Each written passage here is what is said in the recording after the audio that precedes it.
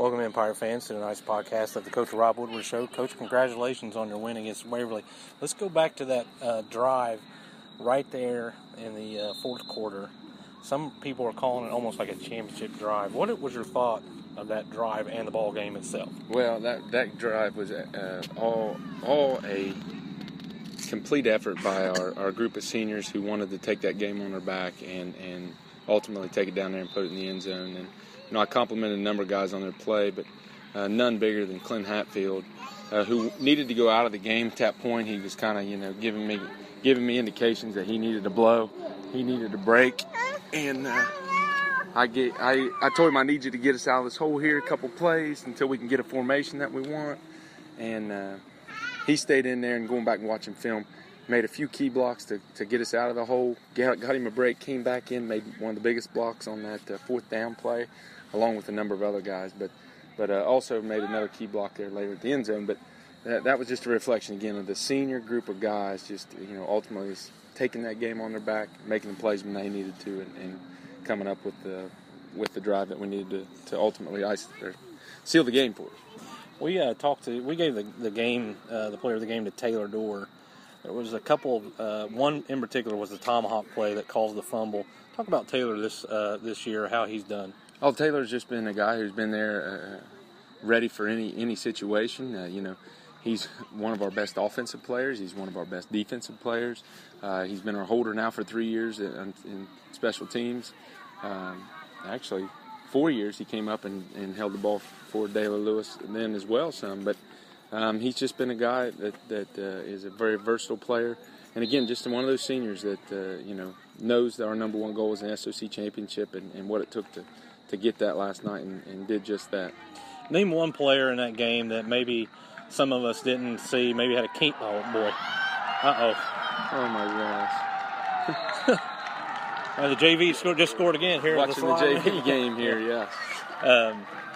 Name one guy in that game that you kind of look back on film, or maybe you saw live, that you said, you know what, somebody may not recognize what he did here, but it went a long way into winning the ball game. Well, I think I really mentioned it there in terms of Clint Hatfield and his blocks there on the edge at the tight end position and just ultimately what he was able to do. Ended the game with 12 tackles, but he also, was outstanding there with his blocking ability on the edge throughout the course of the game. I think Brandon Williams also did a great job at the right guard position. Made some very key blocks throughout the game as well up front. And, those are guys that you don't really see a lot of times in the midst of things. But I think both of those guys really – and, Keaton Newsom, when you look at all the plays he made from special teams to offense to defense, had a sack in the game, had a pick there off of Senator Carmichael's tip. And you mentioned Dorr already. I mean, there's just a number of them, but a lot of the key ones were senior players that really stepped out and did an outstanding job. And, of course, Mac faced some adversity there, too. And I'm going to leave out unless I run through the whole list of guys. But it was just a great overall team victory. And it really was the type of drive you want to see a great team make. I feel like we've been a good team, but I think we're on the verge. And I keep telling them we've got to challenge ourselves and improve week to week. And I saw improvement in our kids against a very good football team in Waverly. How fast was Waverly? I know it's hard to duplicate team speed, but in practice and stuff. But when you got out there, how fast was Waverly? They looked extremely fast out on. Well, they were very skilled in all of their positions, running back, receivers, quarterback. But what I think the speed that captured everybody and captured is the speed and quickness that they executed with. I feel like speed-wise overall we matched up, I think, pretty well, player to player, individual position to position.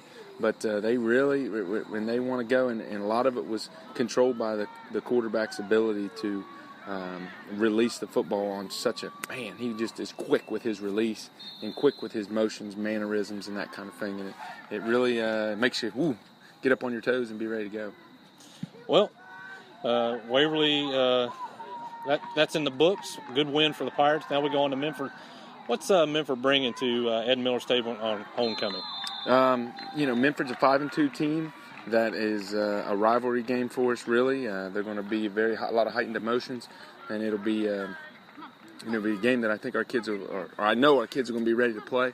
we're excited to be here at home with it, and really just I told them we got to focus on controlling the things that we can control and doing the things that we need to as a team, and go out, and that will in itself allow the football game to play out, I feel, the way we want it to.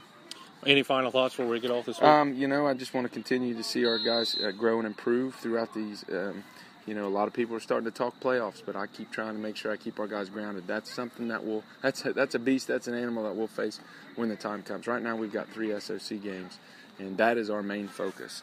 And we talk about that in the locker room, and it's really a lot of people on the outside are talking about those playoff things, but within we're not. Sure. And I'm really impressed, pleased by the focus and the attention to detail that our guys are given, and the recognition that they have for our number 1 goals in SOC championship.